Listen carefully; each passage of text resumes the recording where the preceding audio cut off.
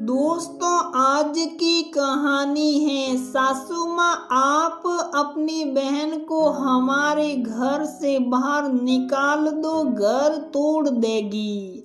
दोस्तों, कहानी शुरू करने से पहले अगर आपने हमारे चैनल को सब्सक्राइब नहीं किया है तो सब्सक्राइब कर लीजिए ताकि आपके पास पहुंचे हर नया वीडियो। होटल में शहनाई की गूंज थी। सीमा जी के दोनों बेटों का आज रिसेप्शन था। मेहमानों का आना जाना लगा हुआ था। पड़ोसन, दोस्त और रिश्तेदार नई बहुओं की मुंह दिखाई का इंतजार कर रहे थी। इतने में सीमा जी अपने दोनों बेटों और दोनों बहुओं के साथ हॉल में पधारी। सचमुच दोनों जोड़ियां बहुत ही सुंदर थी। सीमा जी ने अपने दोनों बेटों की शादी एक साथ की थी। समर और समीर दोनों सगे भाई, वहीं नित्या और नियति दोनों ससेरी बहनें। लोगों ने उनकी जोड़ी की खूब तारीफ की और मुंह दिखाई में काफी उपहार दिए। सीमा जी बहुत खुश थी। उसी समय उनकी बड़ी बहन ने उन्हें अपने पास बुलाया। आज तो बहुत खुश लग रही हो तुम, क्यों ना हो दीदी?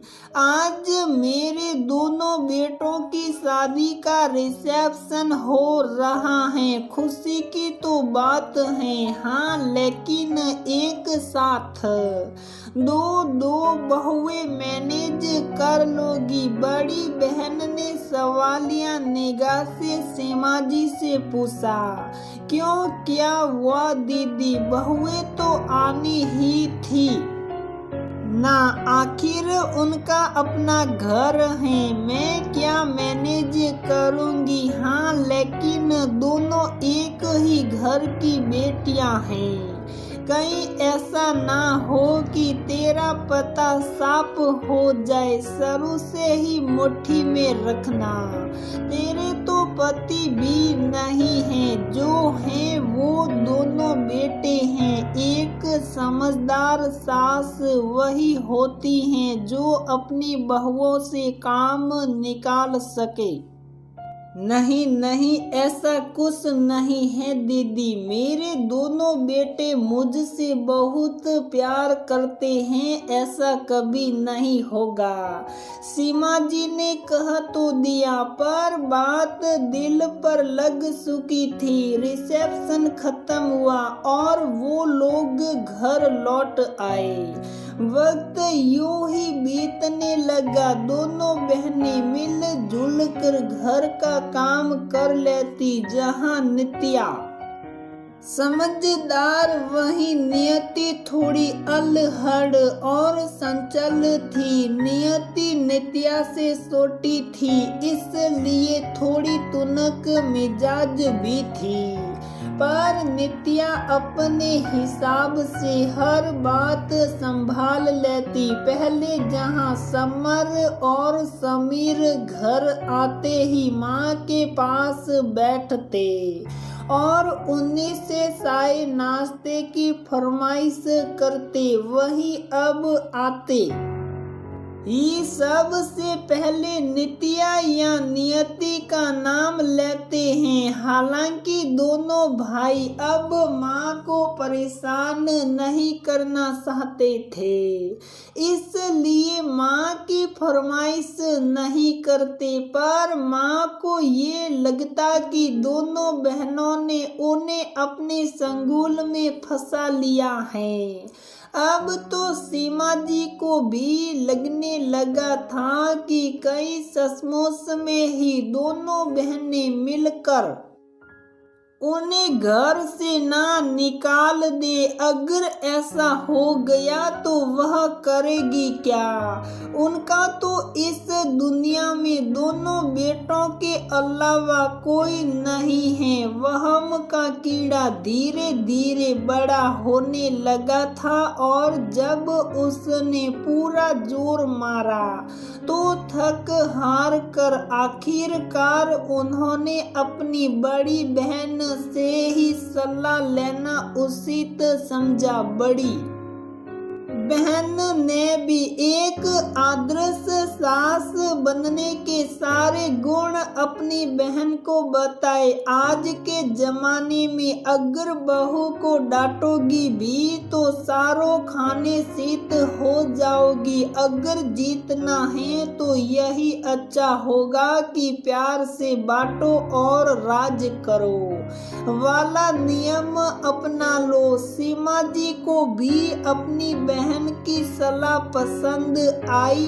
और उन्होंने बांटो और राज करो के नियम को अपनाते हुए दूसरे दिन से ही काम शुरू कर दिया। उन्हें पता था कि नित्या समझदार है, वह इतनी जल्दी बातों में नहीं आएगी, इसलिए उन्होंने नियति को निशाना बनाया। अब नित्या जब भी नियति को किसी काम के लिए कहती तो सीमा जी उस बात का कुछ और ही मतलब निकाल कर नियति के सामने पेश करती। सुबह किचन में नित्या ने नियति से कहा कि तुम सब्जी साफ करो, तब तक मैं ऊपर कपड़े डाल कर आती है, फिर आकर मैं भाजी बना दूंगी। नित्या के जाते ही सीमा जी ने नियति से कहा, देखा तुमने,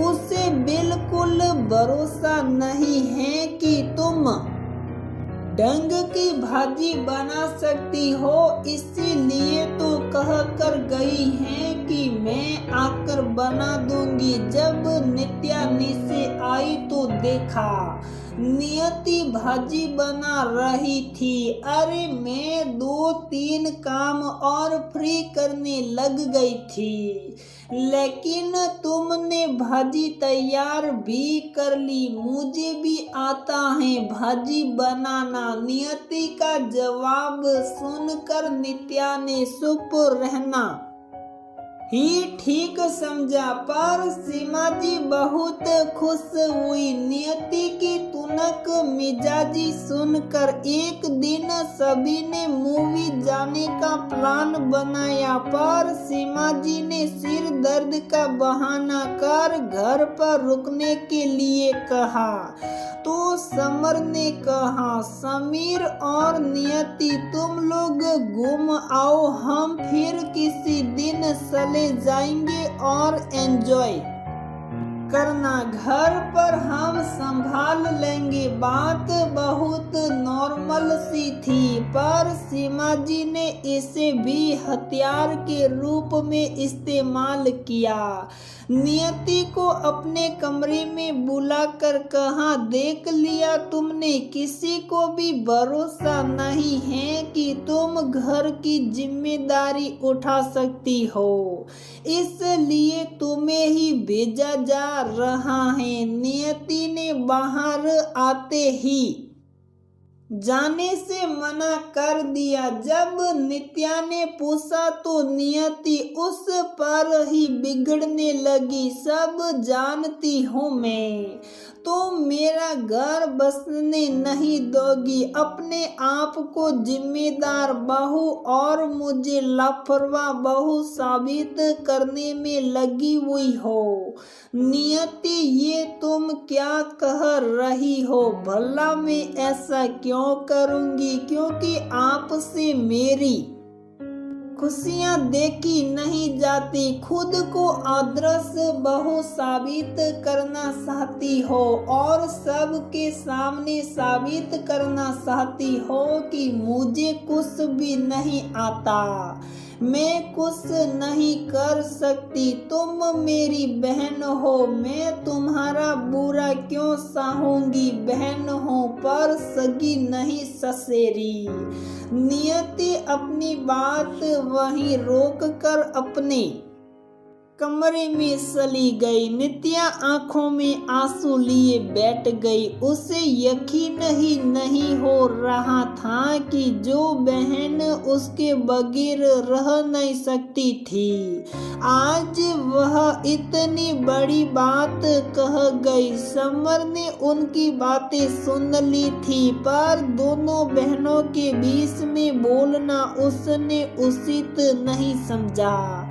माँ को दवा देने कमरे में गया तो सीमा जी और उनकी बड़ी बहन के बीच हो रही बातें सुनकर उसका सिर सकरा गया।